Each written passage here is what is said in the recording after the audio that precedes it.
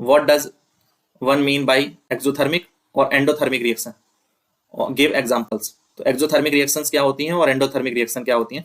तो सबसे पहले यहाँ देखें एक्सोथर्मिक रिएक्शन किसे कहते हैं। एक्सोथर्मिक, एक्सो वर्ड से ये समझो कि एग्जिट, क्या होता है एग्जिट यानी बाहर निकलना, आउट।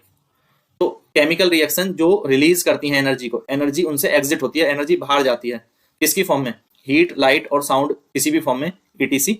इस फॉर्म में अगर एनर्जी बाहर जाती है यानी प्रोडक्ट की साइड पर हमें एनर्जी मिलती है तो उसे कहते हैं एक्सोथर्मिक रिएक्शन। हीट निकलती है, ठीक है, हीट जनरेट करते हैं। जैसे कार्बन को जब ऑक्सीजन के साथ रिएक्ट कराया जाता है तो CO2 गैस बनती है, साथ ही हीट बनती है। तो हीट प्रोड्यूस हो रही है, तो जहां प्रोड्यूस हो रही है वो रिएक्शन हमारी एक्सोथर्मिक है। क्लियर है ये बात। अब एंडोथर्मिक में उल्टा होता है, हमें हीट देनी पड़ती है।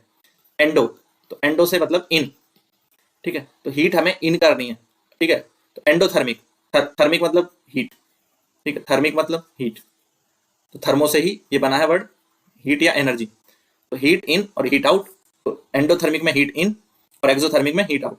तो ये एनर्जी को क्या कर रहे हैं, एब्जॉर्ब करते हैं। Reaction that absorb the energy and required energy, इन्हें एनर्जी की जरूरत होती है या एनर्जी एब्जॉर्ब करते हैं, इसलिए बाहर से हमें हीट देनी पड़ रही है। देखो यहाँ रिएक्शन कराने के लिए हमें क्या हीट की देने की आवश्यकता है, ठीक है। तो ऐसे ही अगर हमें नाइट्रोजन की रिएक्शन करानी है किसके साथ, ऑक्सीजन के साथ, तो हीट देनी पड़ेगी।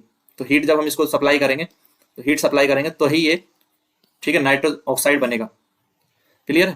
तो हीट हमें ऐड करनी है तो एंडोथर्मिक, और हीट रिलीज होती है बाद में बन रही है तो एक्सोथर्मिक, ठीक है। तो इस तरह से कर लेंगे।